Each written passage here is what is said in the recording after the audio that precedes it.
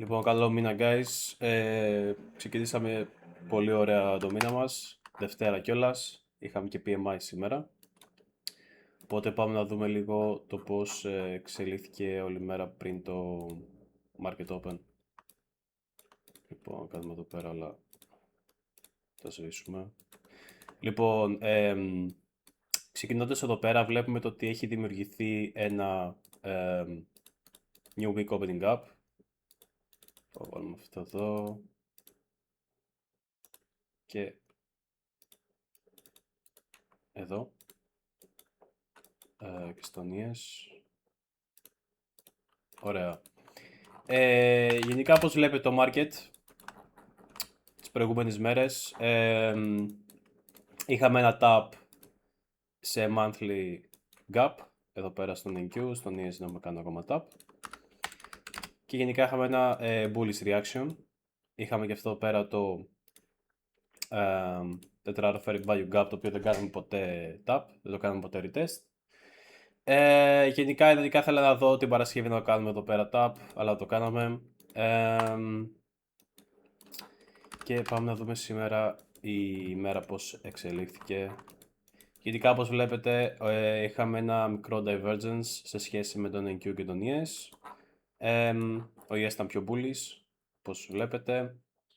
Οπότε πάμε να δούμε στην ημέρα πώς εξελίχθηκε το price action. Πάμε στο open.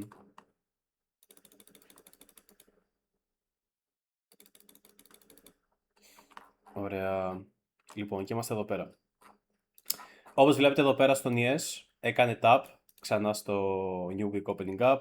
Πήρε αυτό εδώ πέρα το Asia Low και είχε ένα τεράστιο rejection, ένα ωραίο recovery shape.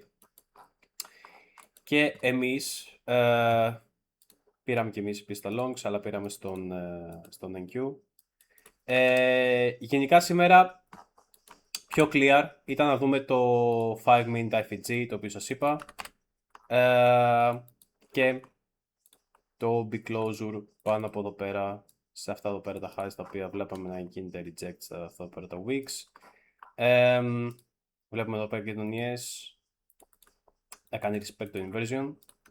Γενικά στον ES ήταν λίγο πιο clean το price action στο 5 λεπτό, όπως βλέπετε εδώ πέρα, δηλαδή έκλεισε πάνω από εδώ πέρα από το change in the state, έκανε retest, έκανε wicked out και συνέχισε προς τα πάνω. Βέβαια εμείς το πήραμε στον NQ. Και πάμε να δούμε το trade το οποίο πήραμε σήμερα, συν 220 points, σχεδόν μηδανικό drawdown, το οποίο ήταν αυτό εδώ πέρα, για όσους δεν μπήκατε στο live. Μ' άρεσε πολύ αυτό εδώ πέρα το OB closure εδώ πέρα στο 1 minute, με stop loss κάτω από αυτό εδώ πέρα το BPR εδώ πέρα. Είχαμε και ένα gap το οποίο ήθελα να γίνει respected. Και πάμε να δούμε το trade. Εγώ κάπου εδώ πέρα είχα μπει σε ένα 1 minute. Όχι. Μπήκα εδώ.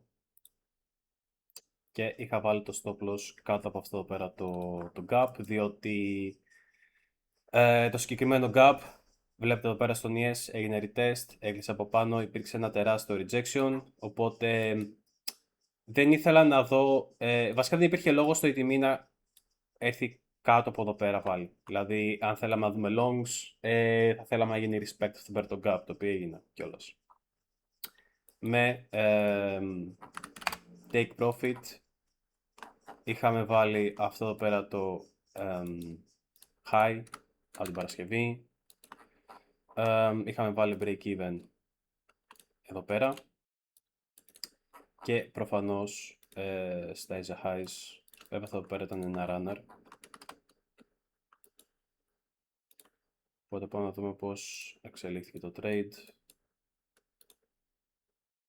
Θα μας κάνει τη χάρη. Ωραία, θα κλείσουμε αυτό εδώ πέρα. Ο ES γενικά ήταν full bullish σε σχέση με τον NQ. Πάμε πώς εξελίχθηκε το trade. Σχεδόν μηδανικό drawdown. Εδώ πέρα πήγαμε break even. Σας είπα επίσης να πάρετε κάποια partials. Βλέποντας το 5 και 15 minute structure εδώ πέρα, προφανώς στον ES είμαστε πάρα πολύ bullish σε σχέση με τον NQ.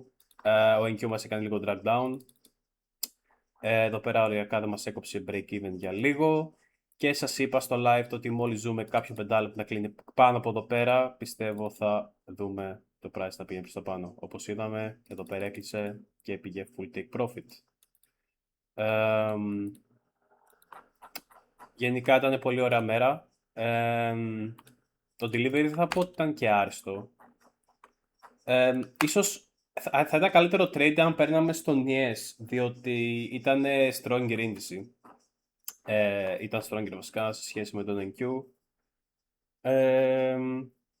Οπότε αυτά για σήμερα. Ξεκινήσαμε πολύ ωραίο το μήνα, συν 220 points. Το RR νομίζω ήταν γύρω στα 2 κάτι, ναι, 2,2, 2,1 προς 2,1 RR. Οπότε αυτά για σήμερα.